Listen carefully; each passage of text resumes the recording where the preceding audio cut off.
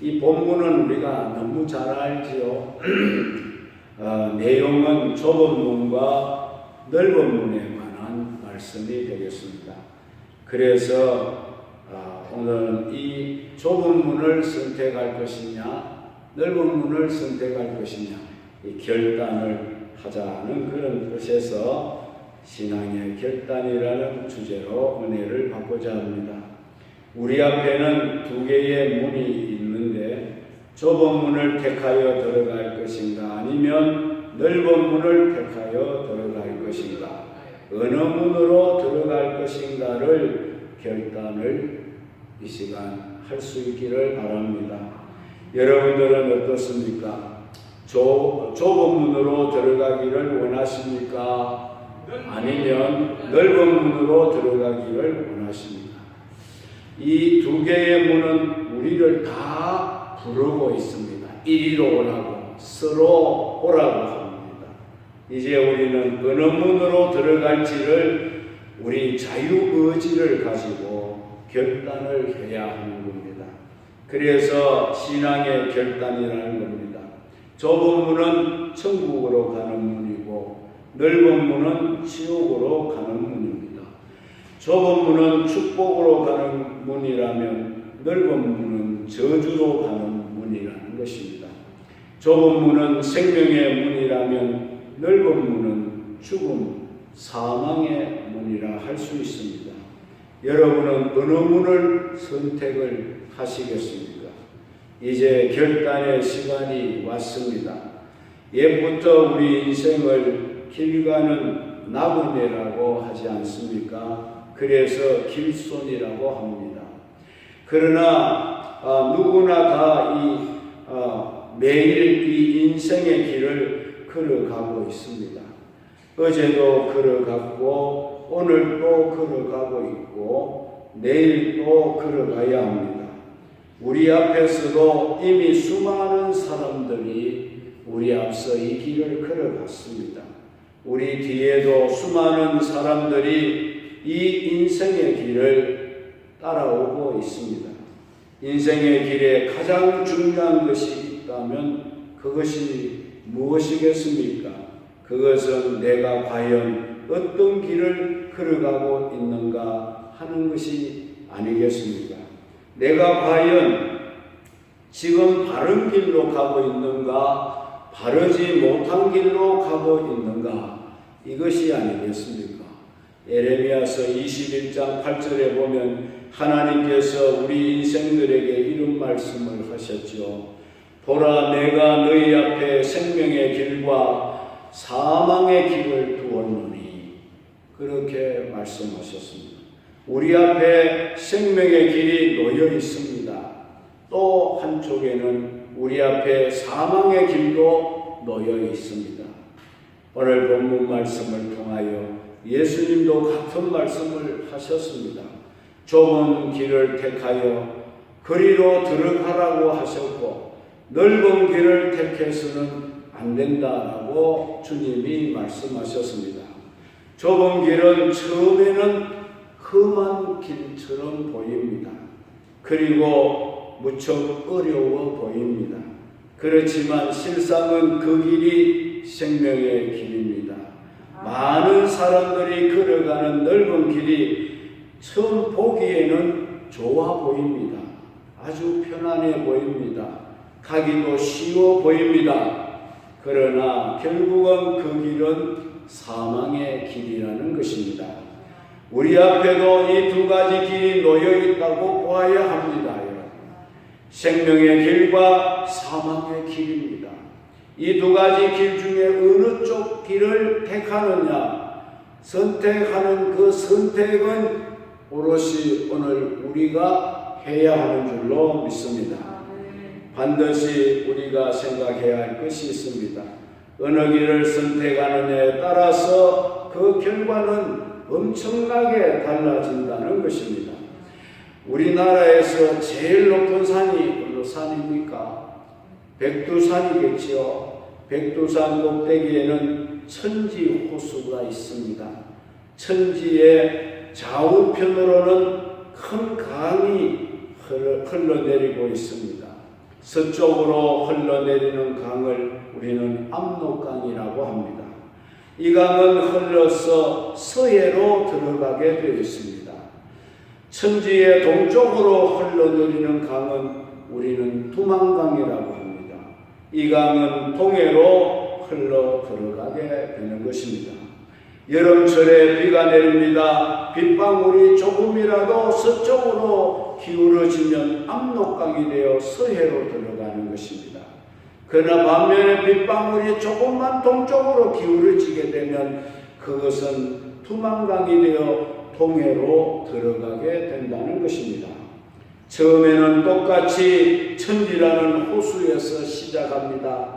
그러나 얼마 뒤에는 수말리 서로 떨어지게 된다는 겁니다. 서로 선택한 방향이 달랐기 때문인 것입니다.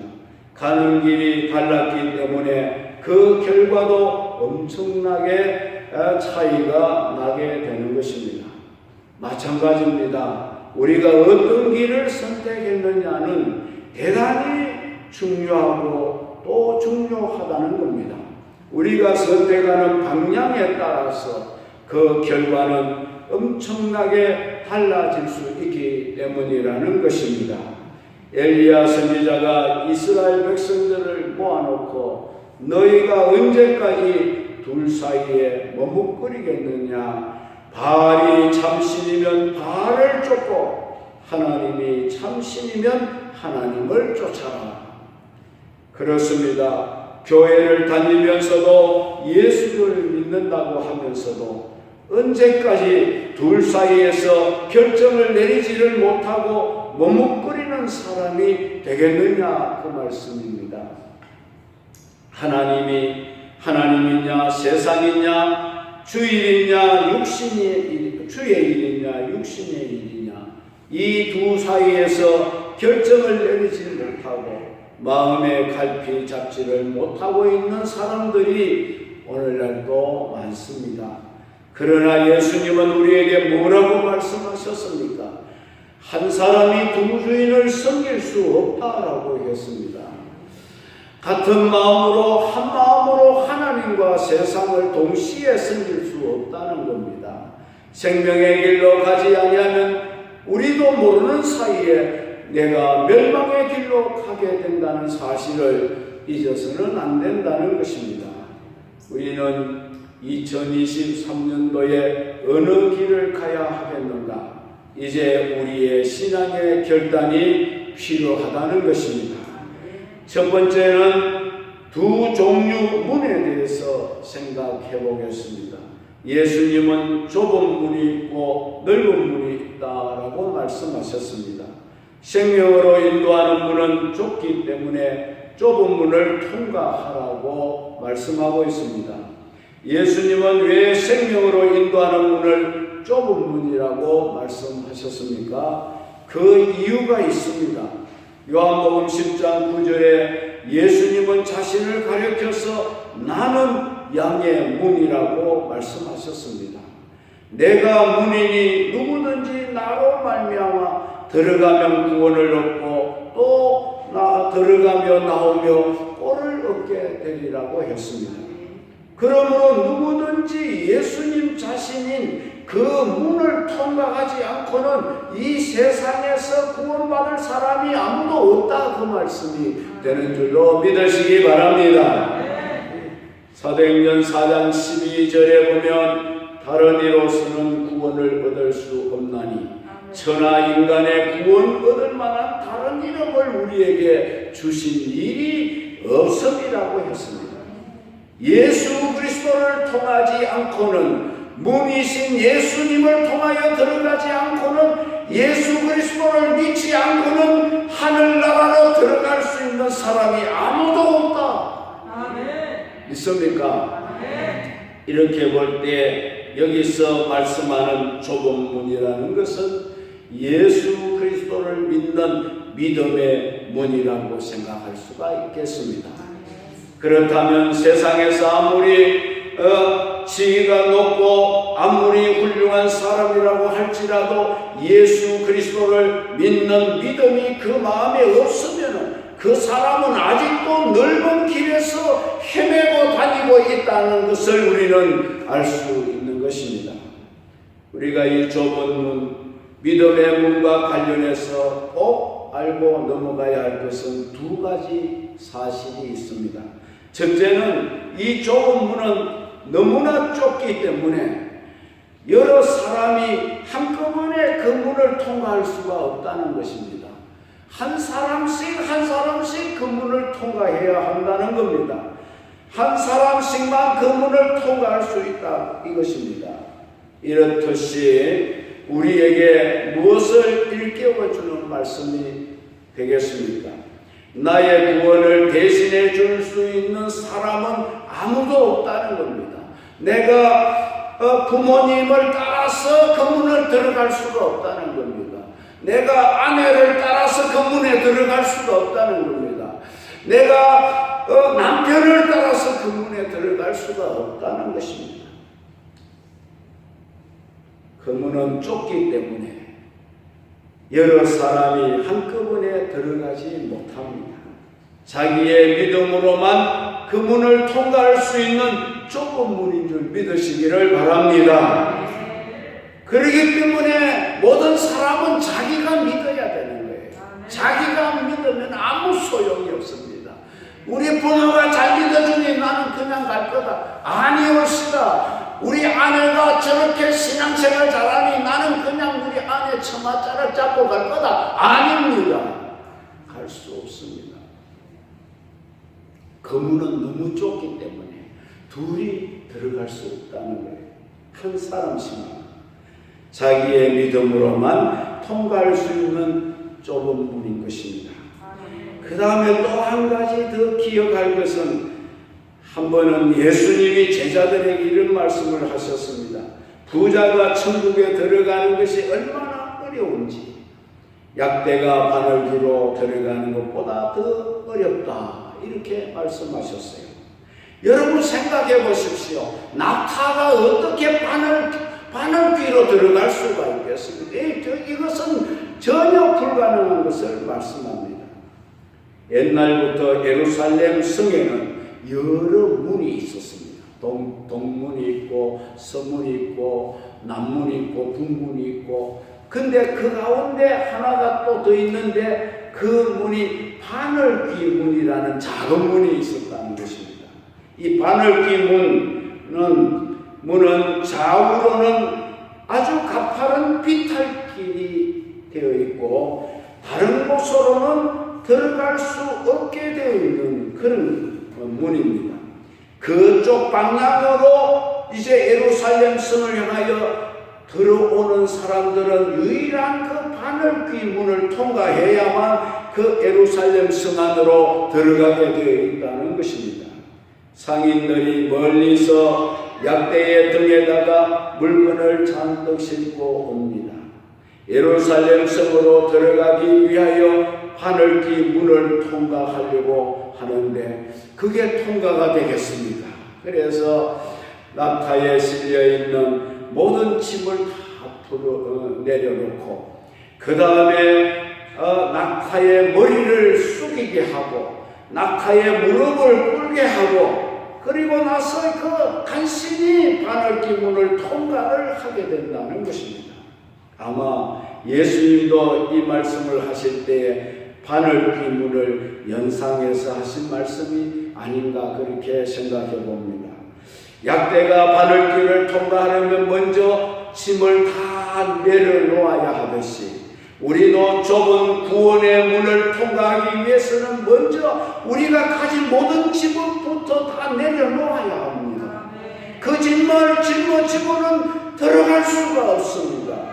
우리의 모든 죄의 짐을 내려놓고 모든 것을 다 내려놓고 좁은 문을 통과할 수 있다는 그런 말입니다. 죄의 짐, 그 무거운 짐을 그대로 지고서는 좁은 문을 통과할 수가 없는 것입니다. 그래서 세례 요한이 광야에서 최초로 외쳤던 말씀이 뭡니까? 회개하라 천국이 가까웠느니라. 회개해야만이 천국 문에 들어간다는 겁니다. 그리고 약대가 좁은 문을 통과하기 위해서는 머리를 숙이고 무릎을 꿇어야 들어갈 수 있는 것처럼 우리가 좁은 문을 통과하기 위해서는 겸손해야 되는 것입니다. 교만하게 머리를 뻣뻣이 들고 있는 한 좁은 문으로 들어가기는 어려운 것입니다. 그래서 예수님이 팔복에서 가장 먼저 하신 말씀도 심령이 가난한 자는 복이 있나니 천국이 저들의 것임이요 라고 말씀하셨습니다. 심령이 가난한 자는 누구입니까? 겸손한 자를 말합니다. 겸손한 자는 복이 있나니 천국이 저들의 것임이라. 천국에 들어갈 수 있다. 교만한 사람은 천국에 못 갑니다. 그렇기 때문에 여러분 겸손하고 또 겸손하고 또 겸손하시기 바랍니다. 하나님 앞에도 겸손하시고 사람들 앞에도 겸손히 사시기를 바랍니다. 여러분 강하면 부러지는 거예요. 그러나 유하면은 휘어질지언정 부러지지는 않습니다. 여러분 이 원리를 아시기를 바랍니다. 언제나 자기를 낮추고 자기를 숙이고 겸손한 그 사람은 길게 갑니다. 그러나 뭐 좀 된다고 목을 뻣뻣이 세우고 교만하고 사람을 업수히 여기고 그런 사람은 부러지게 돼 있어요. 천국에도 못 들어갑니다. 겸손해야 고개를 숙여야 천국 문에 들어가는 것입니다. 믿습니까? 네. 제가 성지에 갔을 때에 베들레헴 예수님 탄생교회를 가보았는데요. 그 교회에 가면 들어가는 입구가 예배당은 얼마나 잘 지어놨어요. 너무너무 잘 지어놨는데 들어가는 문이 이게 막 마약이야. 정말 우리도 들어가려면 이게 허리를 숙여야 들어가요. 그렇게 작게 만듭니다. 그걸 이제 선교사님이 이 극에 대한 이야기를 해주는데 만왕의 왕이신 예수 그리스도께서 여기서 탄생했는데 누구든지 겸손히 그 왕 앞에 나가라. 그런 의미에서 들어가는 문을 입구를 그렇게 작게 해놓았다. 이렇게 이야기하는 것을 들었습니다. 여러분 그렇습니다. 우리는 하나님 앞에 할 때는 항상 겸손해야 됩니다. 예? 우리가 신앙생활에 있어서 겸손하게 신앙생활을 해야 하나님께서 우리를 받아주시게 될 줄로 믿습니다.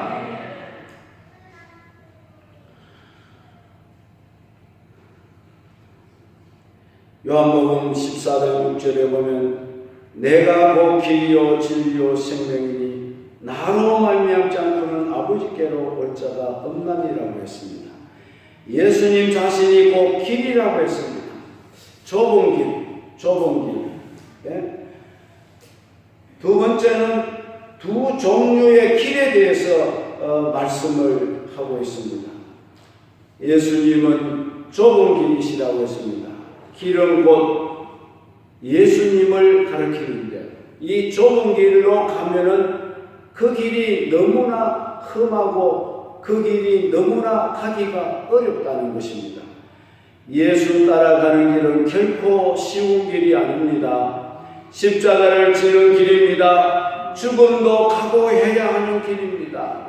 이제 문자대로 좁은 길입니다. 그러나 그 길만이 우리에게 생명을 주는 길입니다. 그 길만이 의와 승리와 영광의 길이 될 줄로 믿습니다. 어떤 마음가짐으로 우리가 그 길을 따라가야 하느냐? 아무든지 나를 따라오려거든 자기를 부인하고 자기 십자가를 지고 나를 쫓을 것이라고 했습니다. 먼저 자기를 부인하는 길입니다. 자신을 쳐서 복종시켜야 하는 길입니다. 나와의 피나는 싸움에서 이기는 길이라는 것입니다. 그래야 길 되시는 예수님을 따라갈 수 있다는 겁니다. 나를 쳐서 복종시키는 일은 결코 쉽지 않습니다. 사업도 마찬가지가 아닙니까? 남과 같이 해서는 남보다 앞설 수가 없습니다. 우리가 신학교 다닐 때 훌륭한 교수님이 그런 말씀을 하십니다. 너희들이 장차 목회 현장에 나갔을 때에 너희들이 교인들보다 5분 일찍이 나와서 기도하고 5분 늦게까지 기도하라. 그러면 성공한다. 목사가 돼서 교인들보다 앞서 기도하다가 앞서 나가면 안 된다고 이렇게 우리는 배웠어. 그래서 저는 지금도 그렇습니다. 다 갈 때까지 제가 기도하고 있습니다. 제일 안 가시는 분이 우리 전도사님인데 저 좀 일찍 가면 좋대. 안 가고 계속 있는 거예요. 그럼 난 계속 기도하는 거예요. 나갈 때까지. 평생을 그래 살아왔습니다. 네. 5분이 여러분들의 목회를 좌우하고 성공을 좌우하고 인생을 좌우한다는 거예요. 네. 여러분, 이게 쉬운 일은 아닙니다. 쉬운 일은 아니지만은 여러분들도 한번 해보시기를 바랍니다. 다른 사람보다 5분 일찍 일어나십시오. 5분 늦게 주무십시오. 그러면 성공한다는 거예요. 다른 사람 2배, 3배 노력하고 더 열심히 이제 뛸 때에 다른 사람보다 앞서게 되는 것이지 가만히 있어서 앞설 수가 없다는 겁니다. 좁은 길을 걸어야 합니다. 신앙생활도 마찬가지입니다. 다른 신앙생활, 바른 신앙생활 한다는 것은 절대로 쉽지 않습니다. 주일 성수하는 것 여러분 쉽지 않습니다. 주일마다 꼬박꼬박 이렇게 나와서 하나님 앞에 얼굴 보인다는 것 쉽지 않습니다. 11조 생활 결코 쉽지 않습니다. 사명 감당하는 일 결코 쉽지 않습니다. 그러나 좁은 길만이 우리에게 생명을 주고 축복을 주고 영광을 주는 길인 줄 믿으시기 바랍니다. 넓은 길은 얼마나 가기가 쉽습니까? 노력할 필요도 없습니다. 고민할 필요도 없습니다. 기분 내키는 대로 가면 됩니다. 그러나 넓은 길의 종국은 멸망이라는 것입니다. 예수님은 십자가를 지고 나를 따르라 말씀하셨습니다. 십자가라는 것이 무엇이겠습니까? 십자가는 죽음의 털인 것입니다. 사형털이 바로 십자가입니다.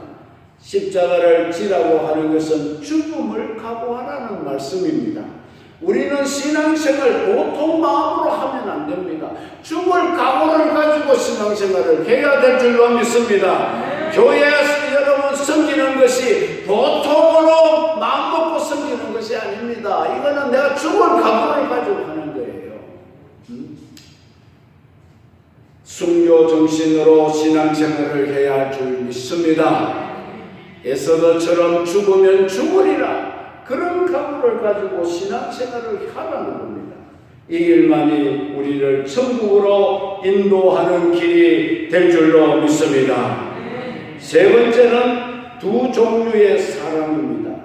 넓은 길을 걸어가는 사람이 있습니다. 힘드는 길이지만 좁은 길로 걸어가는 사람이 있습니다. 넓은 길로 걸어가는 사람이 많다고 주님은 말씀했습니다. 가기가 쉽기 때문에 그럴 겁니다. 반면에 좁은 길로 가는 사람은 얼마 안 된다고 말씀하셨어요. 어렵기 때문입니다. 요즘도 예수를 믿는다고 하는 사람들, 예수를 따른다고 하는 사람들 중에도 편하게 믿어보려고 하는 사람들이 많습니다. 여러분, 신앙생활을 편리하게 믿고 편하게 믿으려고 하면 안 됩니다.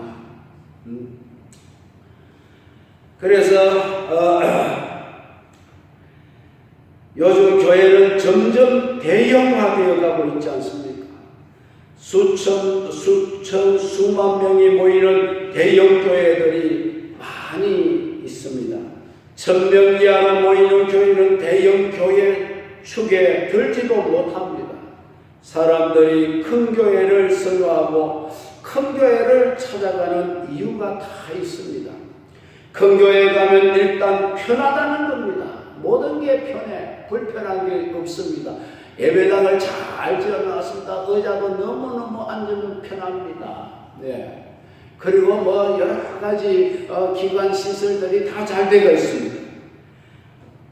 그리고 또 출석을 하지 않아도 누가 찾아와서 왜 교회 안 나왔느냐고 귀찮게 하는 사람도 없습니다. 헌금하라는 말, 헌금하지 말라 간섭하는 사람도 없습니다.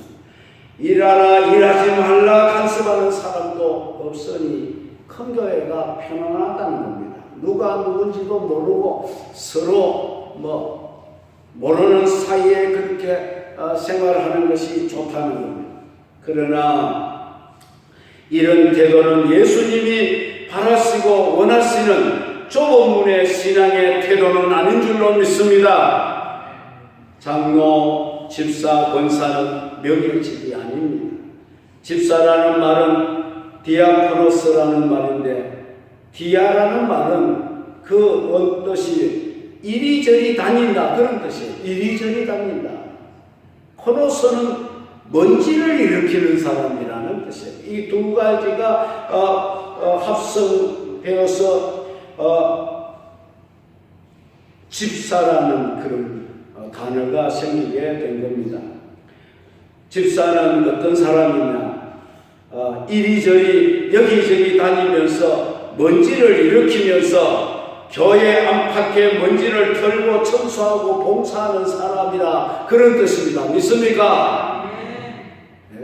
교회 와도 한 번도 먼지도 한 번 안 털어보고 걸레질도 한 번 안 해보고 그러면은 안 된다는 겁니다. 집사가. 이것이 집사라는 말입니다. 2023년도 성도 여러분들은 예수님의 말씀대로 생명의 길, 좁은 길을 걸어가는 헌신된 모습을 가질 수 있기를 바랍니다. 그럴 때 하나님의 우리를 보시고 기뻐하시고 그 앞에 아름다운 모습으로 서게 될 줄로 믿으시기 바랍니다. 마지막으로 두 종류의 서로 다른 종말을 보여주고 있습니다. 좁은 길의 마지막이 무엇입니까? 생명입니다. 넓은 길의 마지막이 무엇입니까?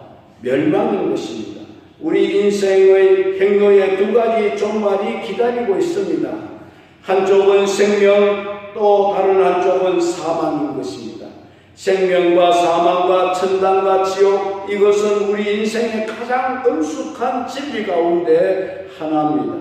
인생의 종말에는 생명과 멸망과 천국과 지옥이 기다리고 있는 것입니다.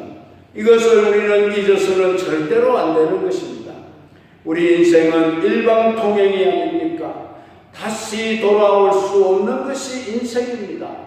장기나 바둑은 두고 나면 다시 또 한번 두자 하면 되는데 인생은 다시 둘 수가 없습니다.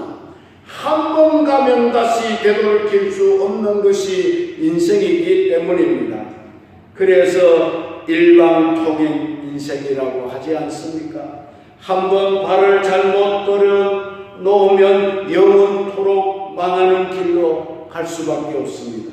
그래서 우리가 항상 정신을 차리고 바른 길로 접어들 수 있도록 애쓰고 노력해야 할 줄로 믿습니다. 2023년도에는 예수님의 말씀대로 생명의 길, 좁은 길 우리 모두가 다 걸어갈 수 있기를 바랍니다. 이제 말씀을 맺습니다. 여러분의 결단이 필요합니다.